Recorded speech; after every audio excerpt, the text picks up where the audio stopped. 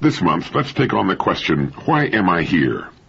We know the physiological reason, of course, but we suspect there's another, more important reason, too. As someone has written, if the universe is an accident, we're accidents. But if there is meaning in the universe, there's meaning in us also. Perhaps Dr. Albert Einstein helped us understand more about the laws governing the universe than any man who ever lived, and he believed there was some sort of meaning in the way things are. He was sure of it. He said, the more I study physics, the more I'm drawn toward metaphysics. If you haven't done so, you would enjoy reading Einstein, His Life and Times by Ronald W. Clark. Albert Einstein was so remarkable a man, it was as though he'd arrived at this planet through some mistake in celestial navigation, and as a result devoted his life to solving the problems of time and space so that the mistake would not be repeated. Although he belonged to no formal religion or sect, he was a deeply religious man in the cosmic sense.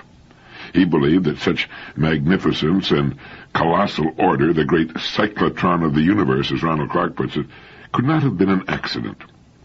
But Einstein was much more than a giant in physics. He was a courageous and gentle humanitarian as well, and he addressed himself to the purpose of life. And he answered the question, why am I here, as well as it has been answered, I believe, when he said, man is here for the sake of other men only. Now that's about it. I'll buy that. Man is here to serve man only. It's the only reason in my mind that makes sense. There may be millions who don't agree and millions more who are unacquainted with that statement, but the truth of it will be reflected in their lives regardless. The truth of that great statement is reflected in your life and mine also. Even the fun we seek is dependent upon it. If we do not serve others, life becomes meaningless to us. And this is behind much of the unrest we find in today's youth, I believe. There's something in each of us that tells us, once we've put away the things of childhood, that we're here to serve others. And if we remain in positions in which we are not assuming the service that normally should go with adulthood, we become restive, anxious, and depressed. It's behind much of the unease common to men on a Sunday afternoon or evening. It's why we get tired after a while of playing golf every day or fishing or sailing or whatever leisure activity we engage in. We might say that our leisure has meaning and renewal to the extent that we know we've earned it, and we earn it by serving others, especially in our culture. We have only to look at those who do not serve to see the truth of our postulate. There's the dissatisfaction of our older student population. The people on Skid Row seeking escape in alcohol, in prison seeking escape in any way they can find it, in the unemployed, and even in the tragic idle rich and members of the jet set whose lives, if they have not found some meaningful form of expression, or a cause or role in which they can lose themselves, are pitiful caricatures of real existence. Those who have not found themselves quite often try to lose themselves. Now, in an earlier direct line, we mentioned Dr. Maslow's comment that people are judged in our society in the same way fruit trees are judged, by their fruit, by their production, its quality and quantity, which is another way of saying by how well they serve. A young person often asks, why am I here? The answer is, you are here to serve. Your part of the bargain is to so marshal your unique resources as to do the best possible job of serving others, and you will always serve best doing that which you most enjoy, that which best fits your unique talents and abilities. The next question usually goes, well, that's all fine, but what do I get out of it? And the answer to that, of course, goes your rewards all the years of your life will match the extent and quality of your service. Now, if you happen to want a $3,000 a week income or enjoy flying your own jet and driving expensive cars, you've got to serve in an uncommon way. Now, how you do it is for you to solve, and this is the challenge that can make life so interesting, so exasperating, and baffling. We have to make up our minds as to what's important to us. Now, Dr. Einstein wanted nothing more than the simple necessities of life: a roof, a bed, food, a place to work, his violin, and his sailboat. The modern trappings of success meant nothing to him. He was simply above them. He was often mistaken for an unsuccessful traveling salesman. But his service to mankind was monumental, and his reward? Immortality. He could have had anything of a material nature he wanted. He wanted nothing. He was a completely mature human being. But he had not selected his own great gifts. His abilities, like ours, had come as his unique genetic heritage. He simply put them to the best use he could, while at the same time developing a mature and rich overview of mankind. I think we should do the same, and that our kids should know, when they're old enough to know, that they should do the same, make the best use of their gifts, and by so doing, maximize their service, and by so doing, maximize their rewards. It all fits. It makes sense whether you're interested in giving, getting, or both. Few of us have matured or become so wrapped up in one subject to the degree reached by Dr. Einstein. Most of us are much concerned with this world and how we can enjoy it as we go along. We tend to like beautiful things and the perquisites of success. Perhaps we're still children to that extent, but it's fun being a child and harmless.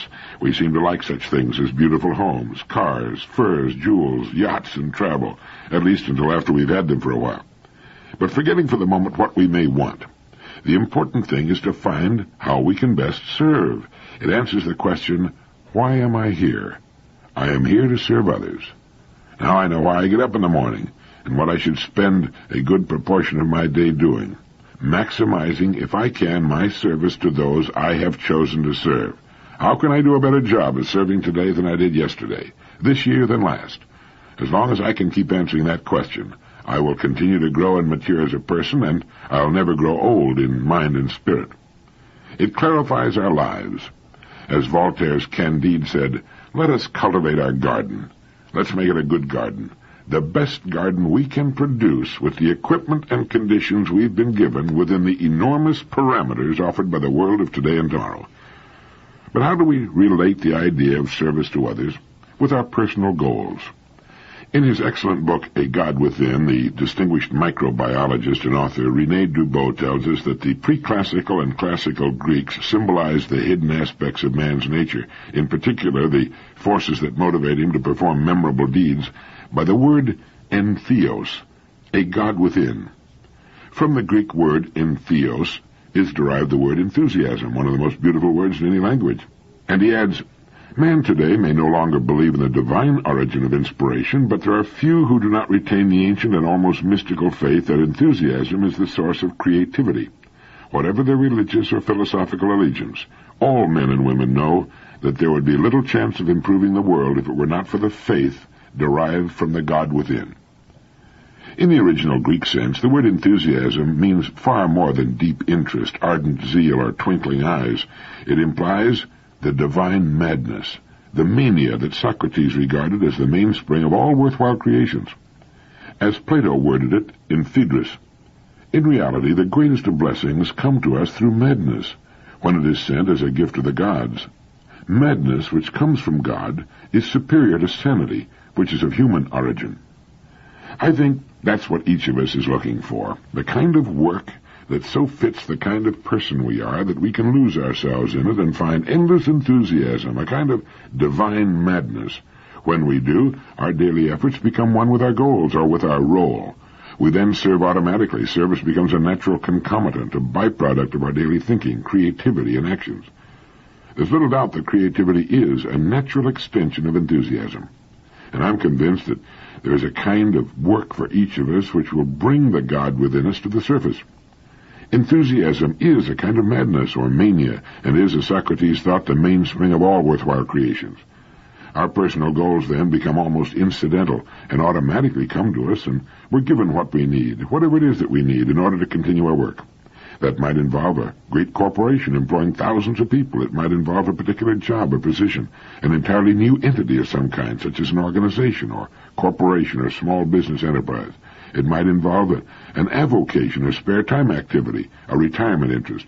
But lurking within every single one of us, such a source of enthusiasm exists, our own entheos, our own God within. It's interesting that when we find our own God within, it will quite often be a source not only of deep personal satisfaction, enthusiasm, and creativity, but of sufficient financial reward as well. In our world of today, money is usually the way we keep score. The best players, those who have found their greatest source of talent, application, enthusiasm, and creativity, usually wind up with a satisfactory share of the world's marbles. In Charles Frankel's excellent book, The Pleasures of Philosophy, we learn that when Plato speaks of good or virtuous men, as he repeatedly does in the Symposium and other dialogues, it's useful to bear in mind what the Greeks meant by such terms. They didn't hold a Sunday school view of morality.